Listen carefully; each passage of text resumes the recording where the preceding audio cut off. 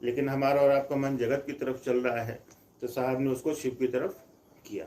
तो चलिए, जब तक आप लोग अपनी अपनी जिज्ञासाएं लिखिए, हम लोग एक आध और जिज्ञासा ले लेते हैं, क्योंकि आज वक्त कम है। आज हम लोग दीदी को ज़्यादा परेशान नहीं करेंगे, तबीयत थोड़ी नासाज है। मोनू भैया पटना में आए क्या? हाँ जी बिल्कुल, स्टूडेंट के लिए कुछ चलिए, सूरज कुमार जी हैं, स्टूडेंट्स के लिए कुछ गाइडलाइन बताया जाए, किस तरीके से वो शिव कार्य कर सकते हैं और पढ़ते भी रह सकते हैं। इसके लिए साहब ने क्या विचार दिए हैं? देखिए, इसके लिए तो साहब ने कहा है विद्यार्थियों को, तो साहब ने दूसरे सूत्र को करने से एग्जम्प्ट किया है। मतलब उन्होंने कहा है कि अगर आप कोचिंग जा रहे हैं, घर जा रहे हैं, कॉलेज जा रहे हैं, तो आप किसी को समझा सकते हैं। इसके लिए आपको बाहर निकलने के लिए साप्ताहिकी में जाने की आवश्यकता नहीं है। वहाँ उन्होंने कहा कि मौका मिले तो जरूर करिए, पर पहले सूत्र पर और तीसरे सूत्र पर ध्यान दीजिए। शिव से अपना संबंध बनाइए, उनसे दया मांगिए कि सरकार हमको ज्ञान दीजिए, बुद्धि दीजिए। मैं जिस चीज का अध्ययन कर रहा हूँ वो तो सत ही है। एक ऐसा ज्ञान मुझे चाहिए जो मुझे आपकी ओर ले जाएगा, वो आप ही दे सकते हैं। तो उनसे दया मांगते रहिए। नमः शिवाय करने की कोशिश सभी को करनी चाहिए। साहब ने कहा है, चाहे विद्यार्थी हो या ना हो, सभी शिव शिष्यों को साहब ने कहा है, तो ऐसा करिए। और मौका मिले तो महादेव की बात दूसरों से जरूर करिए। और आज के ज़माने में कोई कह नहीं सकता है कि मौका नहीं मिलता है। चाहे आप घर में भी पढ़ाई कर रहे हो, हम लोगों ने भी बहुत पढ़ाई करी है, 15-15 घंटे पढ़ाई करी है, तो ऐसा नहीं है। उस दौर में तो मोबाइल नहीं था, पर आज के दौर में तो आप अगर घर में भी रह रहे हैं, 15 घंटे पढ़ाई भी कर रहे हैं, फिर भी फ़ोन के सहारे, व्हाट्सएप के सहारे, आपको ट्विटर है, फेसबुक है, उसके सहारे आप आपस में एक दूसरे से कनेक्टेड रहते हैं, अपने मित्र मुहिम से, कोचिंग से, घर से, हर जगह से। तो लोगों को समझा सकते हैं कि शिव मेरे गुरु हैं, आपके भी हो सकते हैं। पर अपना काम करिए। साहब ने कहा है, जो खुद का काम नहीं करेगा वो खुदा का काम नहीं करेगा। चाहे आपका काम अध्ययन है, अध्यापन है, खेती है, दुकान चलाना है, दुकान पर बैठना है, डॉक्टर है, मरीज है, जो भी है, आपको अपना मरीज भी है तो आपको डॉक्टर के यहाँ रेगुलर जाना है। कोई किसान भी है तो उसको अपने खेत पर रेगुलर जाना है। कोई दुकानदार भी है तो उसको दुकान पर रेगुलर जाना है, ताकि कोई आएगा और 2 रुपए की चीजें खरीदेगा। कोई मास्टर है तो उसको अपने स्कूल रोज जाना है। कोई विद्यार्थी है तो उसको स्कूल रोज जाना है, ज्ञान के लिए, सीखने के लिए। तो अपना काम करिए और महादेव का काम करिए। चलिए, आपने सुना कि विद्यार्थियों के लिए साहब ने क्या गाइडलाइंस दिए थे। गाइडलाइंस क्या, उन्होंने दूसरे सूत्र से भी एग्जम्प्ट किया था कि आप अपना काम करिए और महादेव का भी थोड़ा सा वक्त निकाले काम। वो तो गुस्सा हो जाते थे जब विद्यार्थी लोग पूछता था कि सर हमसे महादेव का काम नहीं हो रहा है, तो साहब तो गुस्सा हो जाते हैं। हाँ, पर उन्होंने कहा है कि जब मौका मिले तो जरूर करिए। चलिए, एक और सवाल ले लेते हैं। यहाँ पर नंदिनी सोनकर जी का सवाल था, शायद कहीं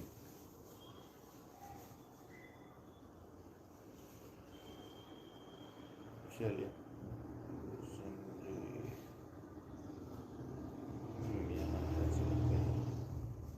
चलिए जानना चाहती है नंदिनी सोनकर जी कि शिव के तो अनगिनत रूप हैं, पर सबसे ज्यादा सबसे सर्वोच्च रूप कौन सा है, सबसे बड़ा रूप कौन सा शिव का है? देखिए, शिव के तो रूप नहीं, शिव के स्वरूप है, वो परमात्मा है। जब वो पढ़ाएंगे तो वो गुरु की कुर्सी पर बैठेंगे। जब वो हमको और आप पर दया बरसाएंगे तब वो समझिए कि गुरु की कुर्सी पर बैठे हैं। जब हम आप उनसे कुछ मांगते हैं तो औढ़रदानी है। शिव है, शंकर है, कभी गुस्साते ही नहीं। आशुतोष हैं, जो मांगिएगा दे देंगे, कभी गुस्साते ही नहीं, नाराज ही नहीं होते हैं। तो सदाशिव, तो उनकी कुर्सियां अलग अलग है, आदमी एक है। जब आप अपने घर में आते हैं तो आप बाहर कहीं काम करते रहते हैं। यही अमित जी डॉक्टर साहब हैं तो वो क्लिनिक गए तो डॉक्टर हैं। घर आते हैं तो एक बेटी के पिता हैं, किसी के पति हैं, किसी के बहनोई हैं, किसी को और भी कहता वहाँ, किसी के अंकल हैं, किसी के कुछ हैं। आदमी एक ही है, बस पोस्ट अलग अलग है। शिव का जो सर्वव्यापी स्वरूप जो है, जो समाज में प्रचलित है, वो महादेव के रूप में है। महादेवताओं में जो महान है वो शिव के रूप में है, जो मतलब जो हमेशा हमारा आपका कल्याण करे। ठीक है। चलिए, राजेश सिंह जी हैं, एक सवाल ये पूछ रहे हैं कि 5 तत्व पहले आए या नमः शिवाय पहले आया होगा? 5 तत्व पहले आए या नमः शिवाय पहले आया? नमः शिवाय पहले आया। जैसे सृष्टि ने इच्छा, महादेव ने, साहब बुला रहा था, साहब को रोक करके सृष्टि पर आया। जैसे महादेव ने इच्छा करी कि मैं एक से अनेक हो जाऊं, एक को हम बहुश्याम, कि मैं एक से, उनकी इच्छा हुई कि एक से अनेक, उनकी इच्छा ही शक्ति है। तो जैसे उन्होंने इच्छा की तो चीजें सृष्ट होने लगी। आकाश तत्व बना। जब तक आकाश नहीं बनेगा तब तक शब्द नहीं आएंगे, क्योंकि आकाश तत्व की तन्मात्रा शब्द है। तो ये समझिए, सृष्टि बनने की क्रिया में ही हवा बनी, पानी बना, आकाश बना, 5 तत्व जो बने उसमें सब धीरे धीरे बनना शुरू हुए। तो जैसे आकाश तत्व बना तो वैसे ही शब्द आया, शब्द बनने शुरू हुए। तो शक्ति ने जिसको उसने बनाया था, किसने बनाया? तो शिव ने बनाया, परमात्मा ने बनाया। तो उसी शक्ति ने परमात्मा को प्रणाम किया, शिव को प्रणाम किया, नमः शिवाय। शब्द गमन करते हैं हाँ, आकाश शब्द में। जो है एक दूसरे, वो तो मतलब वैक्यूम है ना, वो तो इधर उधर विचरण करते रहते हैं ना उनका। हाँ सही बात है, पहले ऊर्जा होगी, पहले हाँ, ताकत लगेगी, तभी कुछ बनेगा, तभी कुछ आएगा। तो शब्द आकाश तत्व की ही तन्मात्रा जो है वो शब्द है। आप उसको ऐसे शब्द बने तो तब ना शब्द का निर्माण आया। उससे पहले तो एक महाशून्य था जिसको अकॉस्टिक साउंड कहते हैं, साहब ने बताया। ठीक है, वहां कुछ वो टक टुक, हाँ वो बस ऐसे यही कोई आवाज थी। अब आप इसका जो नाम दे दीजिए, नाम भी देने के लिए आपको आकाश तत्व चाहिए, तभी शब्द आएंगे। तो जैसे आकाश तत्व बने तो शक्ति ने प्रणाम किया जिसको उसने बनाया था, जिन्होंने उसको बनाया है, नमः शिवाय से प्रणाम किया। तो दोनों का कमोबेश कुछ सेकंड्स का फर्क रहा होगा, वो तो काल की परिधि में आ गया है। जैसे शिव ने इच्छा की, उस समय तो काल की परिधि नहीं थी, वो महाकाल स्वयं है वहां। पर जैसे उन्होंने इच्छा की, चीजें सृष्ट होने लगी, तो हम आप काल की परिधि में आ गए। सृष्टि तभी है जब काल है, बिल्कुल सीधा सा सिद्धांत है। सृष्टि तभी है जब काल है। तो काल में जैसे हम आप समाएंगे तो हम पर चीजें लागू होनी शुरू होगी। काल पात्र, हाँ, तब 5 तत्व प्रभावित करने लगेंगे हमको और आपको। तो नमः शिवाय से शक्ति ने शिव को प्रणाम किया कि तुमने मुझे बनाया है, इसके लिए शिव हम लोग नहीं देते हैं कि थैंक यू यार पानी पिला दिए। तो शक्ति ने उनको प्रणाम किया कि तुमने मुझे बनाया है। तो किसने बनाया उसे? शिव ने बनाया है। नमः शिवाय। लाइव है हम लोग अभी। चलिए है। एक और सवाल है यहाँ पर अमर कुमार भारती जी, तंत्र मंत्र और यंत्र क्या है, इस पर थोड़ा सा विचार करें। बोलिए जल्दी बोलिए, तब तक हम उठा रहे हैं। तंत्र मंत्र यंत्र क्या है? कुछ नहीं है, प्रेम है। बिल्कुल। तंत्र जो है, तंत्र का अर्थ ही होता है जिसको किया जा सके, तनना, एक्सपेंशन। ठीक है, कोई चीज बढ़े। तो जब भी हम आप तंत्र को समझेंगे तो वो इसी संदर्भ में समझेंगे कि हमारे मन का फैलाव हो, जहाँ सब लोग समा सके, सारी चीजें समा सके, वसुधैव कुटुंबकम हो सके। मन बड़ा होगा तभी तो लोग आएंगे उसमें, नहीं तो मन तो हमारा इतना छोटा है कि अपना परिवार तो आ नहीं पा रहा है, भाई भाई बाप बेटा पति पत्नी तो आ नहीं पा रहे हैं, आप और हम कहाँ से आएंगे? तो ये तंत्र है, मतलब फैलना, मन का फैलाव। ठीक है, और मंत्र क्या है? मंत्र है मतलब मनन करना, जिसको रिसाइटेशन, जिसको हम आप बार बार मनन करें। ठीक है, जिसका मन जिसकी आवृत्ति ले। साहब ने कहा है मन बार बार जिसकी आवृत्ति ले, मतलब बराबर बराबर बार बार जिसको याद रखे। तो मन जो अपना है उसको याद रखता है। तो वैसे शिव को अपना समझना है, साहब दीदी को अपना समझना है, तो उसकी बार बार उसको याद रखेगा। यंत्र का अर्थ होता है किसी, यंत्र मतलब किसी ऐसे चीज से आपको समझाने की कोशिश करना, या आपकी चीजों को या आपके मन को मुक्त करना, या मन को ऐसा सिखलाना कि जिसे आप सीख सके। आपको एक एपरेटस में डालना, आपको एक विधि में डालना, एक नियम में डालना। साहब ने जो 3 सूत्र दिए हैं, आप क्या नहीं, लोग कहता है एक जगह, कई बार देखते हैं हम लोग दुकान में जाते हैं तो त्रिभुज टाइप का, श्री यंत्र तो कौन यंत्र बना रहता है, भैरवी यंत्र, भैरवी चक्र, ये वो। तो वो यंत्र मतलब एक माध्यम जिससे आप चीजों को पा सकते हैं, एक प्रक्रिया जिसको करते करते आप एक निश्चित समय पर कुछ हासिल कर सकते हैं। आपके मन को मशीनवत करके और ईश्वर से की तरफ ले जाना, ईश्वर की तरफ। पर यंत्र एक ऐसी चीज है जिसका प्रभाव आपके मन पर सबसे कम पड़ता है। तंत्र का प्रभाव आपके मन पर, आपके जीवन पे सबसे ज्यादा प्रभाव पड़ता है, क्योंकि तंत्र का अर्थ ही होता है मन का फैलाव। यंत्र तो एक चीजें है, ग्लास है जिससे हम अब पानी पीते हैं, टूट जाएगा तो पानी नहीं पीजिएगा।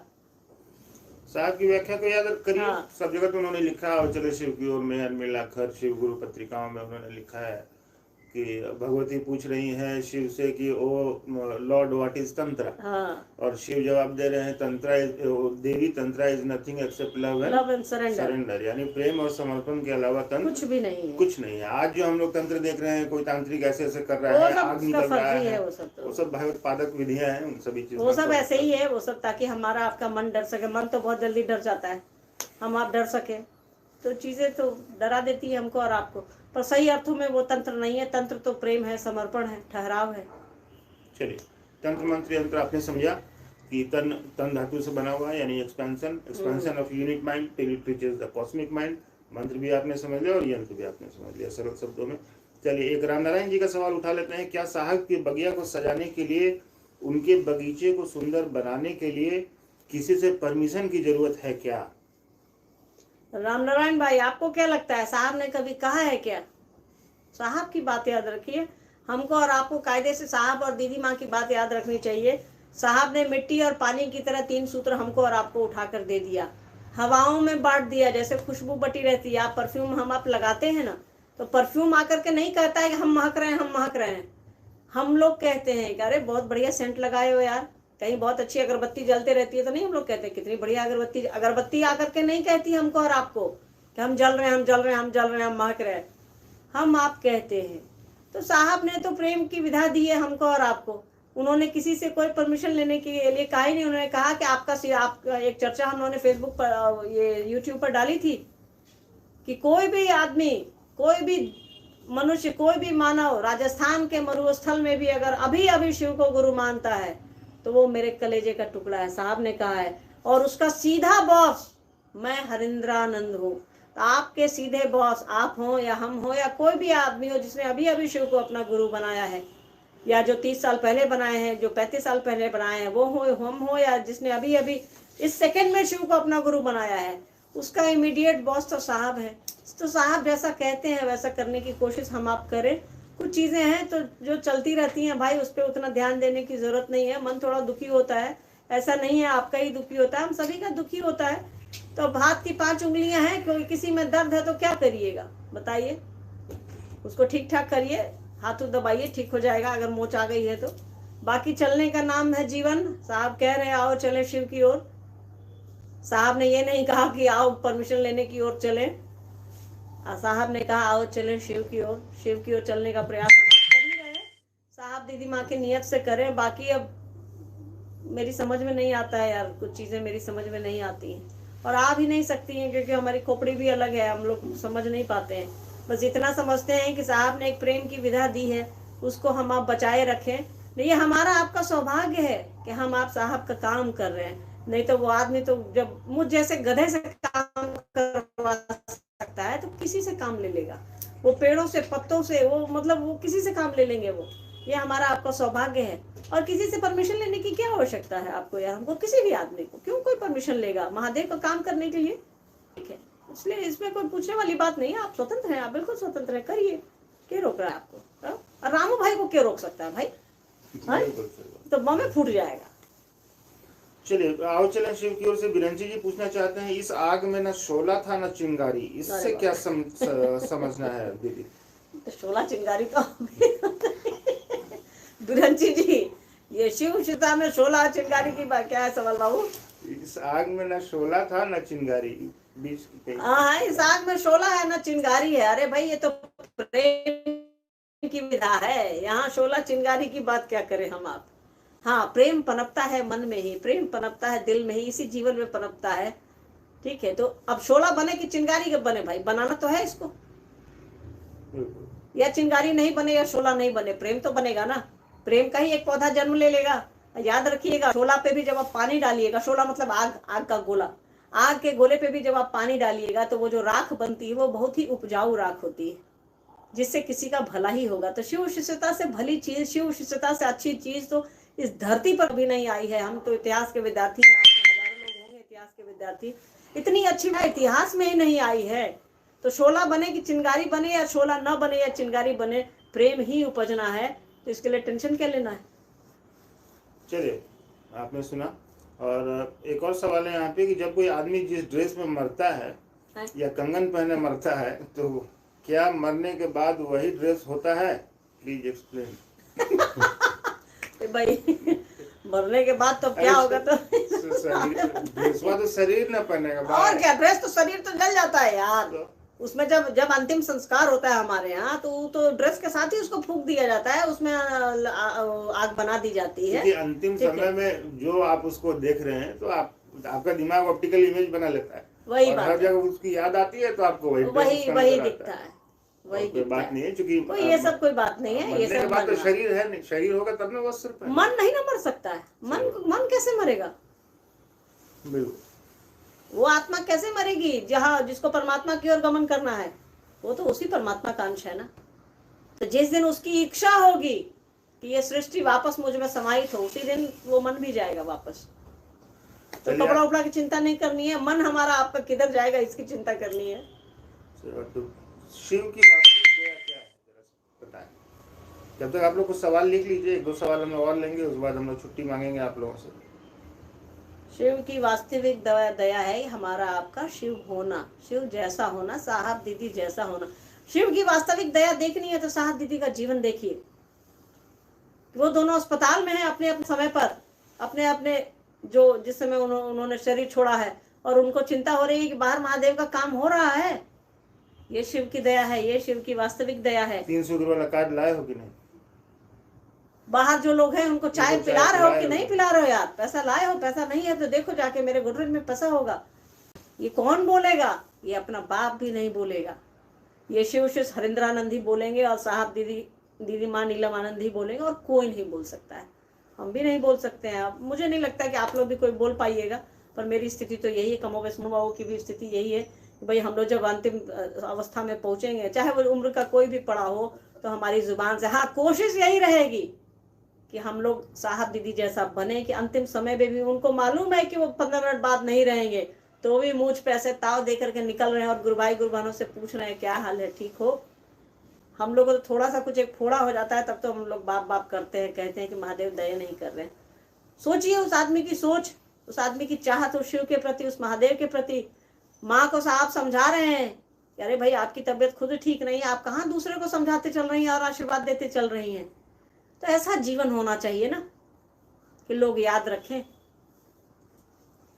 तो यही है शिव की दया, हमारा आपका शिव हो जाना, शिव की यही वास्तविक दया है। हम आप इंसान हो जाएं, इंसान जिस दिन हो जाएंगे, हम आप साहब दीदी हैं हमको और आपको शिव की ओर ले जाने के लिए। साहब दीदी के साथ खड़े रहिए, उनके साथ चलिए, उनके साथ हो लीजिए, उनकी ओर चलिए। एक और सवाल कमलेश जी का ले लेते हैं। भक्ति मार्ग, प्रथम सूत्र भक्ति मार्ग है, कुछ लोग ऐसा कहते हैं, इस पर थोड़ा सा प्रकाश डाल दीजिए। देखिए भक्ति का अर्थ होता है जो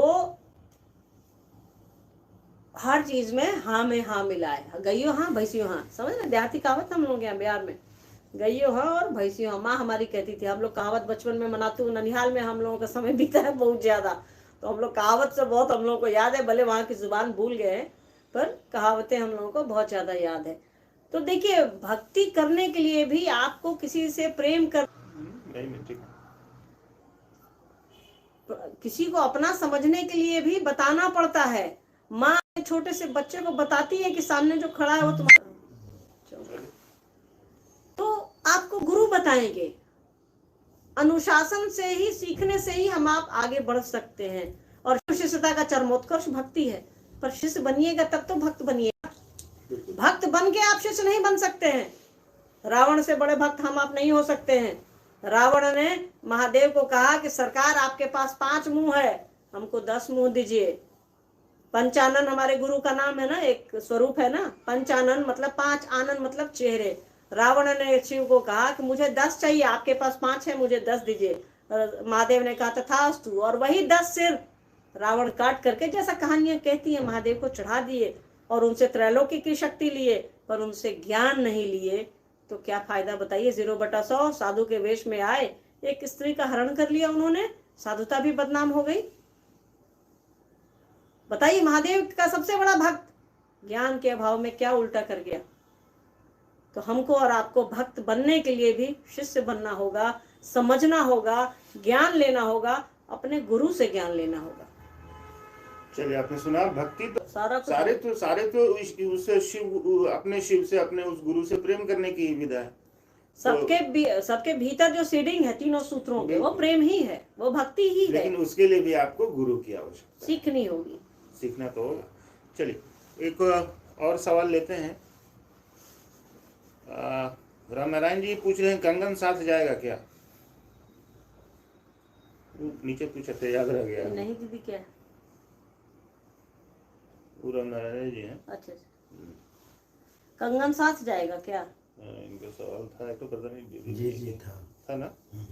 चलिए, कंगन साथ कहा जाएगा, कंगनवा तो जल जाता है, लेकिन हमारे आपके शिव तो नहीं जलेंगे। मन में जो शिव भाव आपके है वो तो नहीं जलेगा, वो तो किसी आग से नहीं जलेगा। चलिए, एक और सवाल है यहाँ छोटू पासवान जी का। भैया दीदी प्रणाम, बोल रहे हैं कि महादेव का काम तो करते हैं, महादेव काम करते हैं, किसी को बुरा लग जाता है, किसी धारा किसी को कोई झगड़ा करने लगता है। अच्छा, तो कोई झगड़ा करने लगता है, कोई पुलिस कंप्लेन करने लगता है। इससे मतलब इनका सवाल ये पूछना चाह रहे हैं कि ऐसा क्यों हो रहा है इनके क्षेत्र में या जहाँ भी ये रहते हैं। किसी को बुरा लग जाता है। देखिए, हम आप तो कोई भी काम करते हैं तो बुरा अच्छा लगना तो व्यक्तिगत है ना। घर में ही हम आप कुछ बना दे, आज बना देंगे आलू पराठा, तो एक कहेगा कि अरे यार आज आलू पराठा खाने का मन नहीं था, क्यों बनवा दिया। एक कहेगा नहीं नहीं मेरा तो फेवरेट है। तो जब एक ही माँ बाप से बच्चे दो स्वभाव के होते हैं, तो हम आप कैसे एक स्वभाव के हो जाएंगे। इसके लिए गुरु की दया चाहिए कि हमारा मन एक हो, एक रास्ते पर हम आप चलें। और पुलिस कंप्लेन की बात है तो जो साहब ने जिन नियमों को बनाया है उसका पालन करिए, पुलिस कुछ नहीं करती। पुलिस हमारी आपकी सुविधा के लिए है। अगर आप नियमों के अंदर हैं, आप अगर माइक लगा रहे हैं तो आपको कायदे से परमिशन लेना पड़ेगा।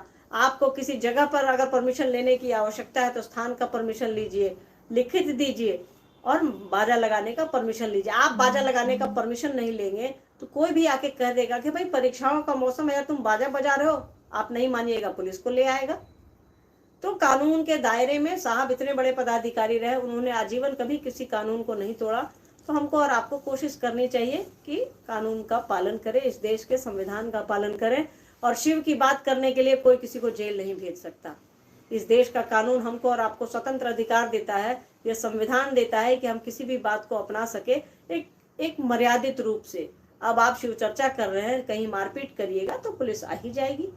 आप प्यार दुलार की विधा है, आप इसको प्यार दुलार से लेकर के चलिए। कोई नहीं समझता है तो हाथापाई पे तो उतरा नहीं जा सकता है, सामने वाला भले उतर जाए, पर हम आप शिव से हैं। हमारा आपका आचरण साहब दीदी जैसा होना चाहिए। थोड़ा धैर्य रखें, थोड़ा बर्दाश्त करें, और गलती करिएगा तो सामने वाले की नजर में रहिएगा। गलतियां कम करने की कोशिश करिए। हम आप शिव से हैं, गलतियां कम करते हैं तो उसी हिसाब से काम करिए। और महादेव का चेला इतना सोचता नहीं है, काम करिए, इन चीजों में नहीं उलझिए कि कोई कंप्लेन कर रहा है, कोई क्या कर रहा है। हाँ, सही रहिए, सही रहिएगा तो पुलिस भी आएगी, अगर आती है तो आएगी और लौट जाएगी। वो नहीं, वो आप पर हाथ नहीं डालेगी। आप सही आदमी पर पुलिस भी हाथ नहीं डालती। वो बेवकूफ नहीं है ना, उसके पास भी तो बुद्धि है, जो चला रहा है उसको। तो ऐसा कुछ नहीं है। आप जो कानून का दायरा है उस पर काम करिए, उस हिसाब से काम करिए। और कोई आलोचना करता है तो उससे क्या बनना बिगड़ना है यार। महादेव भी शरीर में आए तो विद्यापति की पत्नी खोज रही है अपना बेलना लेकर के, उगना रे कितने गले। तब महादेव है वो। साहब दीदी शरीर में आए तो उनको भी परेशानियां रही, शारीरिक रही, मानसिक रही, हर तरह की रही। महादेव भी शरीर में आए तो उनको भी परेशानियां रही। अब विद्यापति बेचारे बचा रहे हैं, उनकी पत्नी बेलना लेकर खोज रही है उगना को मारने के लिए, लुगाठी लेकर के चूल्हा से निकाल करके। तो क्या कहिएगा, ये सब कोई बात नहीं है। बस अच्छे से महादेव का काम करिए, साहब के हिसाब से काम करिए। साहब चलिए, बिजू निषाद जी का ले लेते हैं अंतिम। ये कह रहे हैं कि कोई ऐसा उपाय बता दिया जाए कि शिव गुरु के दर्शन इनको तुरंत हो जाए। बताइए साहब, मेरे से पूछिएगा तो मेरे से कोई उपाय है भाई कि साहब दीदी वो कहिए कि हमको शिव गुरु का दर्शन करना है। हाँ, पर उसके बाद जब साहब कहेंगे कि बालक तुमको ये करना है तो वो करते रहिएगा, दर्शन हो जाएगा। साहब की तो एक ही चाहत है कि इस धरती के हर लोगों के दिलों में शिव उतरे। वैसे कोशिश करिए, आपको महादेव भी दिख जाएंगे, दर्शन भी हो जाएगा, साहब दीदी से मुलाकात भी हो जाएगी। चलिए, अब आज के लिए इसको ये करें, विराम दें। तबियत थोड़ी नासाज है। हाँ जी, तो आज हम लोग रहने देते हैं। हम लोग आज के सवालों को हम लोग अगले सेशन में कैरी ओवर करेंगे। जो भी यहाँ पे एडमिनिस्ट्रेटर लोग हैं, आज के जो बचे हुए सवाल हैं उनको कॉपी कर लीजिए और अपने ग्रुप में डाल लीजिएगा। फिर हम लोग कोशिश करेंगे 23 और 24 तारीख या उसके पहले भी एक बार 27 चलिए कोशिश करेंगे। आने वाले जो भी लाइव सेशन होंगे, महाशिवरात्रि पर एक विषय उसमें जरूर होगा। हाँ, वो हम लोग सोच रहे हैं। महाशिवरात्रि क्यों, कब, कैसे और क्या इसके पीछे का विज्ञान है, साहब की क्या इस पर विशद व्याख्या रही है, हम लोग इन चीज़ों को भी शामिल करेंगे, इन पर विचार देंगे। आपके भी विचार हम लोग सुनेंगे। एक हमारा एक ये है कि मतलब मैं सोच रही थी शिवालोक पर कल या परसों गई थी, भाभी की चर्चा आ रही थी तो वही सुनने के लिए, देखने के लिए। तो हम लोग मतलब इतने लोग हैं दुनिया में यार, इतने कई संस्थाओं के और कई अच्छे वेबसाइट लोगों के और जो प्रीचर्स हैं उनके, तो साहब से बढ़िया कोई नहीं बोलता, उनकी बात कोई नहीं करता। इतनी जिज्ञासाएं और इतना साहब की चर्चाएं आप लोग डालते हैं शिवालोक पर, बहुत अच्छा प्रयास है आप लोगों का। तो हम पता नहीं हमारे मन में आया, हो सकता है इट मे रॉन्ग कि ऐसा क्यों सोच रहे हैं, क्यों ना, मतलब ये शौक है हमारा, पर्सनल है। अगर ये मतलब आप लोगों का चैनल है, ये बहुत मेहनत करते हैं, इसको हम लोग कभी इन लोगों का देखते हैं 1 मिलियन 2 मिलियन, तो हम लोग कब पहुंचेंगे यार 1 मिलियन 2 मिलियन पर। अब तो जितने लोग जुड़े हुए हैं सुन ही रहे हैं आप लोग। दीदी क्या करिए, साहब की जितनी भी चर्चाएं हैं यूट्यूब पर या जहां भी हो, जिस भी चैनल पर अपलोड हो, उन चीजों को शेयर करने की कोशिश करिए, ताकि ज्यादा से ज्यादा लोग वैश्विक स्तर पर ये चीजें, साहब की बातें दूर दूर तक जाए, देश विदेशों में जाए और लोग सुन के इसको और लाभान्वित इस हों। शिवालोक पर भी शेयर करिए, लोगों को भेजिए, सब अपने लोगों को। ये मत सोचिए कि कोई गुरु भाई है, कोई शिव शिष्य है, वही इसको सुनेगा। इस पे बहुत सारी जानकारी है। साहब की कोई भी बात सब पर बराबर से लागू होती है। जैसे जब सूरज निकलता है तो वो हमको भी उतनी धूप देता है जितनी आपको देता है, उतनी ऊर्जा देता है जितनी आपको देता है।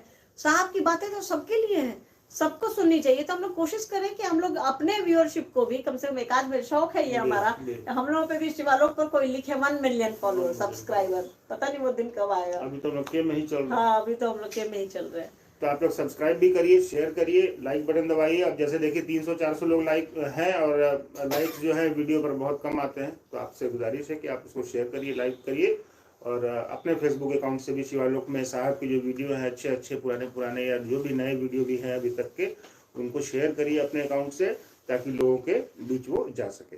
चलिए आज के लाइव सेशन को हम लोग यहीं पर विराम देते हैं और फिर हम लोग कोशिश करेंगे कि कुछ दिनों में आप लोगों से मुलाकात हो। तब तक आप सब आराम करिए और सुरक्षित रहिए, अच्छे से रहिए। और सरस्वती पूजा है, उसकी भी बधाई आप लोगों को। हाँ भाई, देवी सरस्वती आप सभी पर अपनी कृपा बरपाए और ज्ञान बरसाएं हम पर, आप पर। और बिल्कुल आगे बढ़िए। ऐसे ज्ञान के निधि एवं तो हमारे गुरु हैं, उन्हीं को विद्या का तीर्थ कहा गया है। पर फिर भी परंपराएं हैं कि सरस्वती विद्या की देवी हैं, तो हम लोगों पर अपना आशीर्वाद बनाए रखें, हम आप शिव की ओर चलें, ऐसा आशीर्वाद सरस्वती हमको और आपको दे। चलिए फिर हम लोग एक आध सप्ताह में मिलने की कोशिश करते हैं। तो फिर आते हैं और आप सबों को प्रणाम है। आप चलिए प्रणाम, शुभ नाइट, गुड नाइट, शुभ रात्रि, शुभ रात्रि, गुड नाइट।